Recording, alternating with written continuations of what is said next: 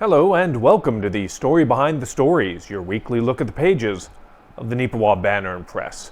Thank you very much for taking a little bit of your time and spending it here with us on NACTV. I'm Eoin, Devereux, journalist with the Banner Press, welcoming you as always to the show. And I'm joined this week by owner, publisher, editor, Ken Waddell. Dramatic pause there just to see if you're all paying attention. Just three titles? Just three titles? Well, you know, the business cards just get a little too long. Yeah. I mean, you shouldn't be folding the cards and all of that. They shouldn't be turning into booklets. It just turns into a whole thing. Yeah, glad to be here. It's good. You know, and we thank you again, as always, for being loyal and consistent viewer of the show. And we got so much to share with you this week. And as always, it's probably best to start with the front page. This week's front page, courtesy of Ken Waddell, and a little bit of me as well. I was able to go down over the weekend to the Rural Youth Beef Roundup. It's an event that is, how many years? 17 was it, Ken? 17 years, yeah. 17 years it's been taking place in Neepawa. It has become an agricultural tradition for our community. And Ken Waddell, you've got the details on that you're going to be able to share with us today. Well, yeah, it's, 17 years ago when the group approached the town of Neepawa and the Ag Society and ourselves looking for support, we were happy to do that, and we've been involved every year since as a sponsor. I was invited back this year as a judge, not a cattle judge. Oh, I might be able to do that too. Yeah, maybe not. But judging what they call sales talks. And we had 39 kids present a sales talk. It's a 2-minute talk. And some of them they were all good, but some of them were really exceptional. It was a lot of fun.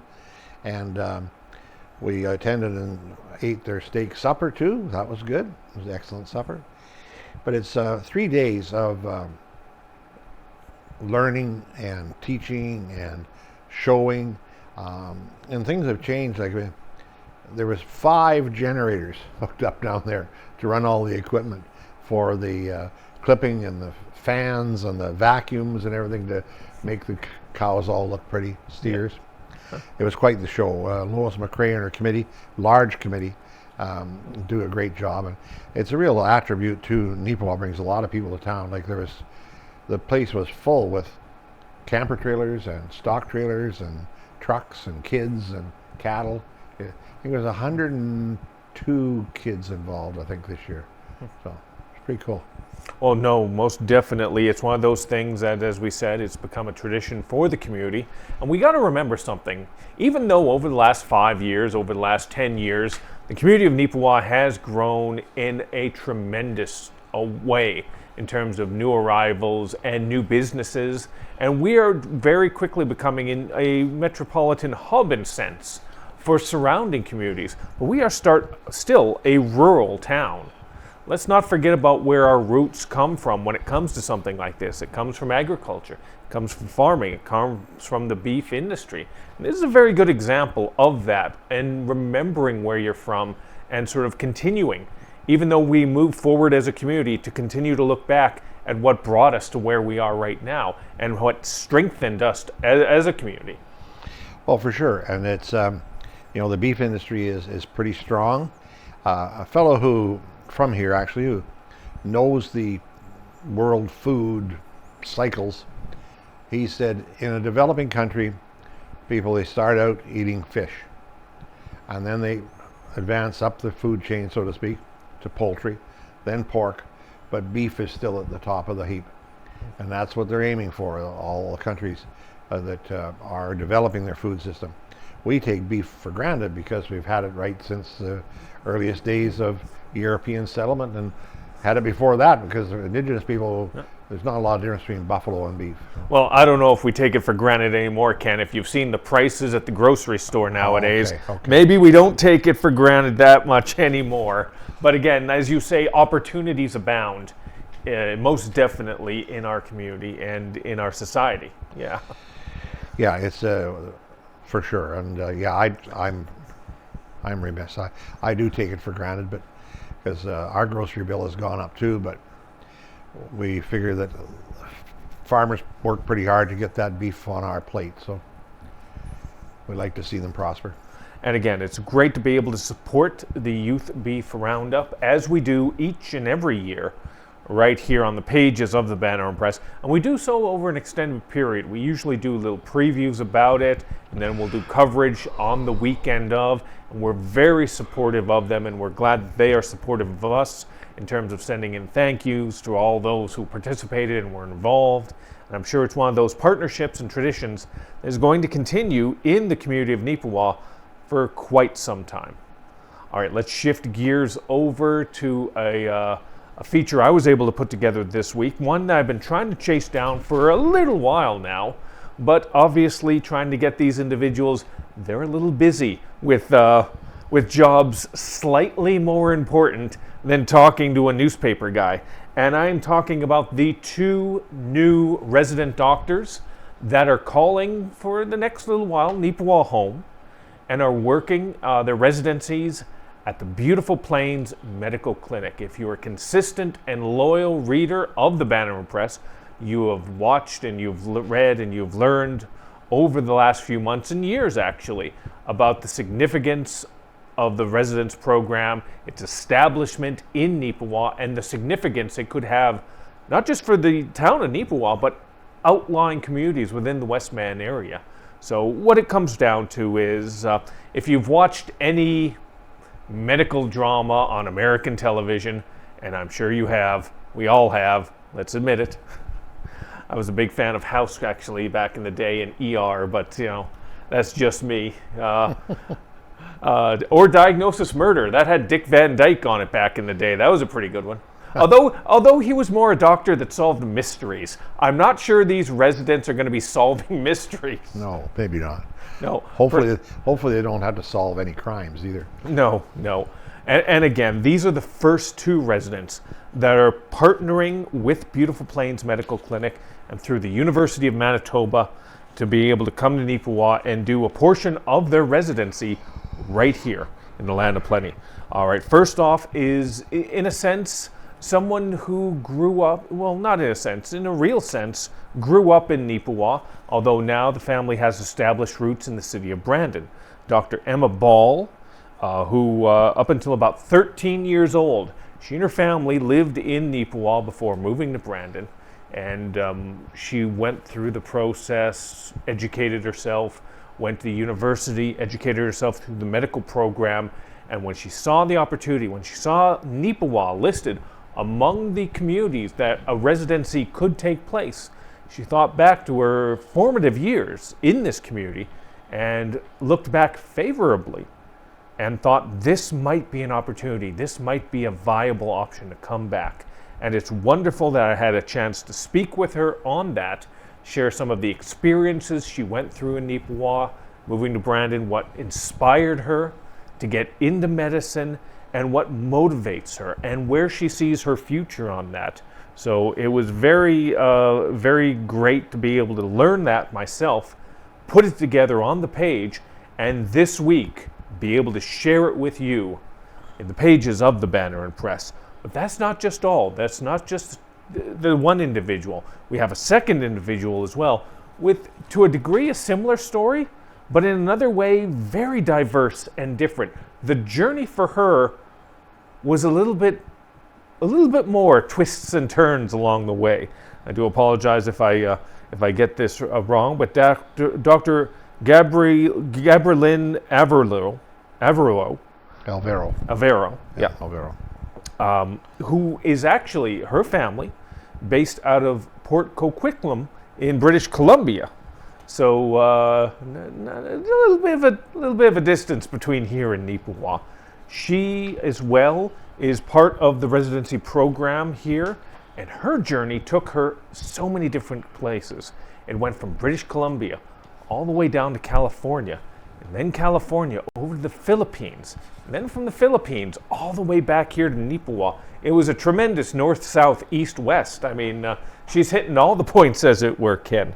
So she shared with me a lot of the details of what inspired her, why she was involved in the international program, some of the trials and tribulations as well that even though she is a Canadian citizen, born and bred in Canada, because she was part of the international program, she had to go through a lot of little extra doors, as it were, in order to establish an opportunity to practice medicine in Canada. And that's probably a story for a different time. But one of the funniest things, and this might get me in trouble, Ken, because maybe the University of Manitoba might not want to set up interviews for us again on this, but I found it amusing that she had to go through all those sort of additional tests that international students have to go through, including an English exam. Wow. She passed. Don't worry, she passed. But it's just funny that these are the requirements, these are the things we have to go through in order to get viable international medical personnel coming to Canada and going through. And maybe I'm being flippant about that, but it just felt like it's like, come on, people, like, maybe I'm wrong on that, Ken. Well, yeah, it seems like surely it doesn't have to be too extensive a medical test, but if they've passed all their exams, which the instruction was in English, and the tests were in English, you'd think that would qualify without having to go through an extra English exam. But anyway, whatever. It is the government, so what can you say? But again, I had an opportunity to speak to Dr. Devereux, and she was so looking forward to Neepawa. She had heard about it. She had heard about the large Filipino community that has sort of become entrenched within our community, and the way they have come together with so many people here in town. It's just really worked out really well for the community, and she was very much looking forward to being a part of that with her Filipino heritage. Her parents, of course, immigrated from Philippines over to Canada, much like, if you're a consistent viewer of the show, much in the same way that my parents immigrated from Ireland to give myself and my brother better opportunities that were not present in Ireland at the time, but were present here in Canada, much like her parents came over for opportunities that were not present in the Philippines at that time. So these types of things, I do have that little bit of a connection to it and can very, very much appreciate the process. Although I'm sure my parents are starting to wonder right now, well, she was able to become a doctor. How come you couldn't? I was just going to say, what the heck? What's the matter with you? You're not a doctor? Man. Gosh. Man. One of the things about the two doctors, and there'll be two more next year, so going forward there's supposed to be 4 residents at Neepawa on this program. And certainly the hope, I'm sure, of everybody, including the people at the Beautiful Plains Clinic, is that some of them will hang tough with Neepawa, because they're going to need another 10 doctors when the new hospital opens, and it's going to take a while to, as they say, populate that staff. Well, I will say this, not to give away too much in the story, because I want you to pick up a copy of the Banner Press and read it for yourselves, but both of them were very, very positive about what they were able to see in the community of Neepawa and at the Beautiful Plains Medical Clinic. Sometimes maybe we take for granted, because we're used to it, just what we have readily available to us over at the BP Med Clinic. But it is astonishing for a community this size to have something to that degree. And then we got to factor in that other thing about the new hospital coming in. This is going to be a viable location for a lot of doctors, a lot of young upcoming doctors that maybe want to create their own opportunities, that could see Neepawa as a viable and positive option. So I'm very much looking forward to sort of learning a little bit more and seeing how this progresses. And hopefully you're going to get an opportunity as well when you pick up the paper in this week's edition and see their stories for themselves. So cool. All right, let's shift back over towards the front of the paper onto our editorial pages. Sometimes we cover them on the show, sometimes we don't. I figured since we've got the source right here, let's give him a few minutes to talk about his editorial this week in right in the center. Ken, walk us through your thoughts on what's happening a little further west. Well, I titled the column this week, Dead Wood in Many Places, and it's about the Jasper fire and about forest management and about the dead wood that I think is there at the top of National Forestry Service and also in Parks Canada. Parks Canada has pretty much proven that they've screwed up management of the forests in and around the parks, and the fact that there's between 300 and 400 less buildings in Jasper now than there was a month ago kind of proves that point. I've talked to people who were forced out of their homes there. I've listened to a panel of experts on forestry management, and they all agree that there should have been a lot more clear burn. When the pine beetle gets into the forests, it isn't long before those trees are dead and very dry and very flammable.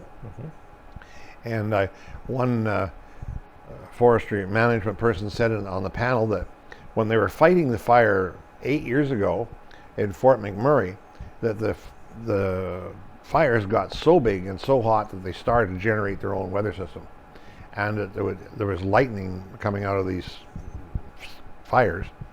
And then one day, all of a sudden, there was fire and a lightning strike, and several kilometers away, because of the static electricity or whatever, there was a lightning strike way over where there was no fire. Well, there was fire pretty quick after that lightning strike. And their exact quote from the firefighters was, "Holy shit, we can't handle this." I mean, how do you fight a fire that'll jump 18 kilometers? I'm sure they said 18 kilometers, it seems unreal. But nevertheless, there should have been a lot more forestry. When the pine beetle came in, they should have cut down every tree they could find, harvested it for what it's worth, whether it was lumber, pulp, wood chips, whatever. But they didn't, and didn't do enough of it anyway. And so they're reaping what they sowed there. And there's I think there's 400 buildings gone in Jasper. I mean, that's 400. My God, it's like all of Neepawa pretty much being burned out. And again, for those of you that are unfamiliar, and there's a reason why. I mean, I've never been out to the community of Jasper myself, but I did some research into it. The town proper for Jasper is not that much bigger than Neepawa. So envision, if you will, this happening in Neepawa. The same space, the same, again, the metropolitan for that area is much larger, but for the town proper, just imagine Neepawa being in the middle of something to that degree. Yeah, and it's not that there wasn't lessons. I mean, like Fort McMurray burned, as I said, 8 years ago, and there's been other places that have burned, and certainly all across the United States and even around the world this is happening. But there's got to be a solution to it.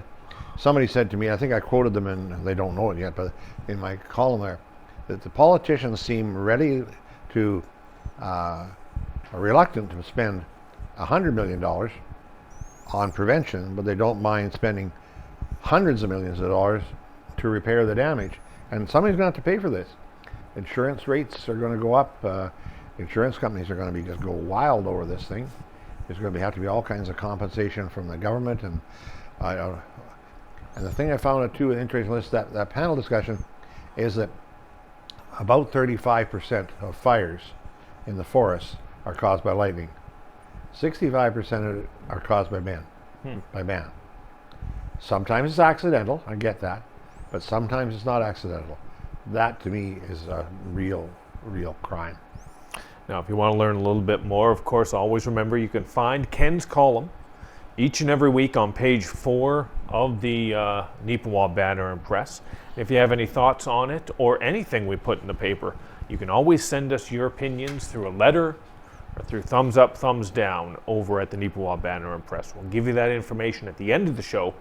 But we always do want to hear from you, even if you disagree with us, And there's been 1 or 2 people over the years who have done just that, but there's 1 or 2 that have agreed with it as well. Or if you have a different take on any story or any editorial we have as well, we always appreciate the different viewpoints. We don't have to agree on everything, but let's just make sure that we get all the different perspectives in there. That's why it's on the perspective page. That's right. Page 4 and 5 of the Banner Press.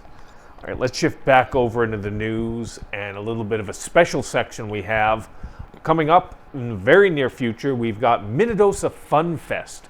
that is going to be going on. That is such a well-organized, well put together weekend of fun, just a little down the road on the highway each and every year. I've been there a couple times to cover it over the years. We've got a special feature, some of the local businesses that are very supportive of FunFest, and we thank you for being supportive to them as well. And as well, the town of Minnedosa put up the entire calendar for the weekend, starting on Friday the 16th into the 17th and finalizing on the 18th, going along with what we're going to be talking about right now, Heritage Day. Casper Warehan has a perspective and a preview on Heritage Day, which is going to be happening on Sunday the 18th. Minnedosa and District Museum hosts that event, and it really is, Ken. It looks like it's a great look back at the history of the area. Yeah, yes, it is, and they've done a fantastic job with their Heritage Museum, and it ties in with the FunFest weekend, and so it's almost 2 full pages of coverage for Minnedosa there. We kind of snuck a couple of beef roundup pictures there in the corner, but some of those kids are from Minnedosa too, so that's good. Yeah. And it's amazing. Like I've said, Minnedosa really knows how to put together an event for the most part. Any event I've gone to out there, they've really been a lot of fun to attend. So hopefully this year's is going to be no exception. They always got the big sort of trade shows going on there with all sorts of merchants selling on the street, as it were. They've got the horseback riding down the main strip. That's always impressive. And they also, the classic cars is another big one. So many different vintage car clubs from around the area will sort of gather together in Minnedosa for the day and showcase what they've got. It's really a lot of fun. And the addition of the Heritage Day as well, I think is just going to add it and take it to that next level. So if you got nothing on the go next week, don't forget, it's on Friday the 16th, Saturday the 17th, and then closing out with Heritage Day on the 18th. I'm sure it's something for everyone. They try and keep it as family-oriented as possible, but they've got a lot of other things as well. You know, you don't have to have the wife and kids to have a good time. So hopefully you'll be able to head on down the road to Minnedosa, be able to see it for yourself. All right, we only got a few minutes left to go right now, so we're going to go through a couple of these things very quickly. In a recent edition of the Banner Press, we shared with you some of the details of a weekend that we had here in Neepawa, our sort of delayed Canada Day celebration. Also went along with, at that exact same day, the Manawanka Garden Party, which was organized by Margaret Lawrence Home. It's set up each and every year as a fundraiser. For those of you that are unfamiliar with it, essentially it's a walking tour of some of the local gardens, some beautiful flowers and other things along those lines, and it's interspersed with some artwork that was created by some very dynamic and engaging artists from Neepawa and surrounding area. This year was no exception. There were 4 different gardens that took part in this, and I think about a dozen, off the top of my head, artists who were involved, and they were really pleased with how it all came about. Like I said, it is a fundraiser for Margaret Lawrence Home, so when it comes down to it, I mean, you got to bring in some money. That's exactly what they did. After it was all said and done, after all the bills were paid, they were able to raise about $900 to be able to put into the operation over at Margaret Lawrence Home. Now, nowadays, you might think $900, what's that? I mean, that's nothing. No, never look at it that way. Every dollar matters when it comes to events like this, when it comes to things like the Margaret Lawrence Home, when it comes to the Beautiful Plains Museum, when it comes to Yellowhead Center, Curling Club, anything along those lines. Never look at it as it's only this amount or it's only that amount. Every dollar going forward pushes these organizations forward, and that's what we need to do. So very appreciative of everyone who was involved with that. I had an opportunity to speak with board member Blair Chapman about it. He shared his feelings about it and was very thankful for everyone who was involved. If you want to find that story, you can find it on the back page of the edition of this week's edition of the Banner Press, Art and Nature Unite in Neepawa. So I'm glad to see that it went over as well as it did. Yeah, and I'm really pleased with the way they put that Garden Party, capital A-R-T, in this center. That's kind of cool. Oh yeah. Although there were one or two times that when I first saw it, it was like, oh geez, I gotta make sure and spell this incorrectly, and then get spell check. It's like, no, I did this on purpose. I did this on purpose. Don't change it back. Yeah, don't change it. Yes. All right. So let's go over the sports pages of this week's paper, or maybe I should say sports page. But there's still plenty that was going on, mainly on the diamonds throughout Western Manitoba. Playoffs for the Santa Clara Baseball League are starting to come to a head. We had two semifinal series that were on the go. Neepawa Cubs were playing the Plumas Pirates, the defending league champion Plumas Pirates, in one of the semifinals, and the Minnedosa Mavericks were up against the Portage Padres in the other one. Now, the Padres series went to a third and deciding game. It was just before our publication deadline this week. So, and share with you right now, it was the Padres who ended up winning the whole thing. But Minnedosa really put in a solid effort there, taking them to the brink, as it were. So the Minnedosa Mavericks, the fans, and the players should be very proud of what they were able to accomplish this year. Same thing goes in the other series. That one, unfortunately, only went 2 games, and those 2 games went to the Plumas Pirates. They were able to sweep the Neepawa Cubs, 2-0. But it was one of those things of just, the Cubs had a great year. They had a great end to the season where they jumped up in the standings in the second place overall. But Plumas has got such great pitching. Of all the teams in the Santa Clara Baseball League, from top to bottom, they have the best pitching rotation. Every team has one good pitcher at least. Yeah, right. But they got 3 just very impressive pitchers. And again, it was those pitchers that ended up doing it for them. Riley McBride won game 1 for them. Rylan Denbo as well came through on game 2. I forget the name of the third pitcher they have out there, but there's a third one as well that is very good in shutting them down.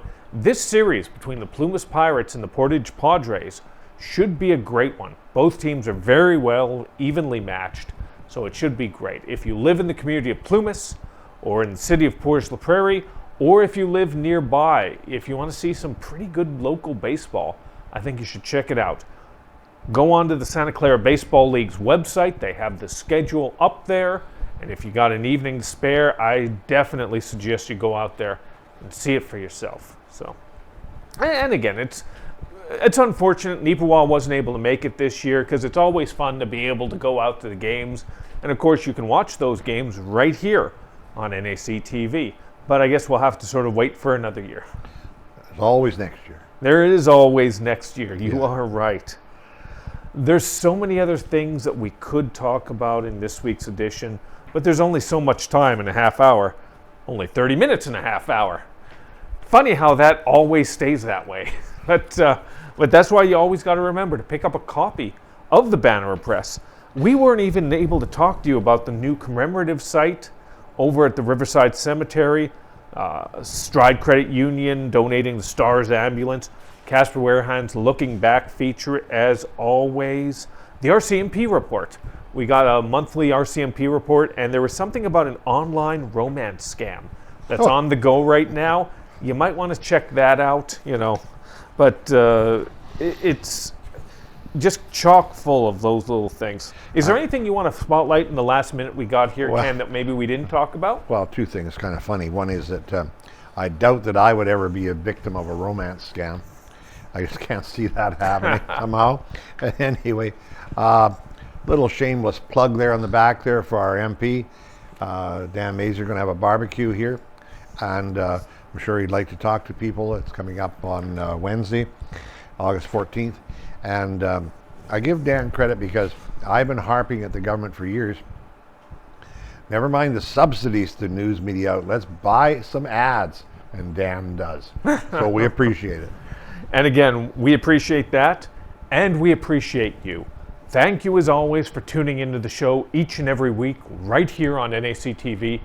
And we hope that you have another fantastic weekend and return once again next week to the story behind the stories. Thank you, as always.